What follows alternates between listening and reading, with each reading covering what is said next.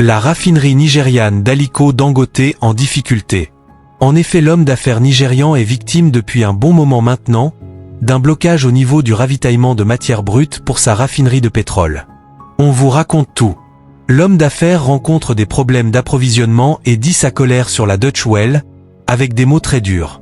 Au Nigeria, Aliko Dangote est un homme d'affaires aujourd'hui très amer. Après la mise en service de sa raffinerie, en janvier, l'usine peine toujours à s'approvisionner localement en pétrole brut et cherche de nouvelles sources de livraison. Le problème est important. La raffinerie n'aurait produit à ce jour qu'un peu plus de 300 000 barils par jour sur 650 000 prévus. À cela, s'ajoutent des accusations sur la mauvaise qualité du carburant produit par la raffinerie, portée par l'autorité de régulation du secteur pétrolier qui a ouvert une enquête. Le milliardaire nigérian soupçonne certains acteurs du secteur pétrolier de manœuvrer contre ses intérêts. « Si j'avais su dans quoi nous allions nous engager, je n'aurais même pas commencé », déclare, exacerbé, Aliko Dangote.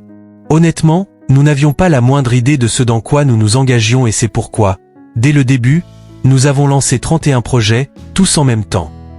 Il serait désormais en pourparlers avec la Libye pour obtenir du pétrole brut. Nous sommes au milieu de la mer, si nous arrêtons de nager, nous coulons. La seule option est de continuer à nager, quel que soit le degré de fatigue. Issu d'une riche famille musulmane de Kano, la grande ville du nord du Nigeria, Aliko Dangote a fait fortune dans la production de ciment, dans l'agroalimentaire et dans l'immobilier.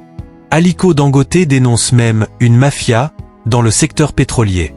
Elle est pire que la mafia de la drogue, insiste l'homme d'affaires. Parce que dans la drogue, vous avez au moins une idée de qui vous combattez, mais dans le pétrole, vous ne savez pas, ni à l'intérieur, ni à l'extérieur. Il se dit certain, à 100%, que cette mafia opère avec des initiés. C'est une pitié et une honte nationale pour nous, parce que nous essayons de résoudre le problème des files d'attente pour le carburant depuis 1972. Un cadre supérieur de la raffinerie a également accusé les compagnies pétrolières internationales présentes au Nigeria de comploter en vue de la faillite de la raffinerie.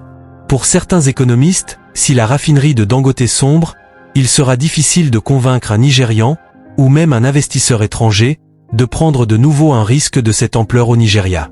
D'un coût estimé à près de 20 milliards de dollars, la méga raffinerie devait permettre d'assurer l'autosuffisance en carburant de toute l'Afrique de l'Ouest.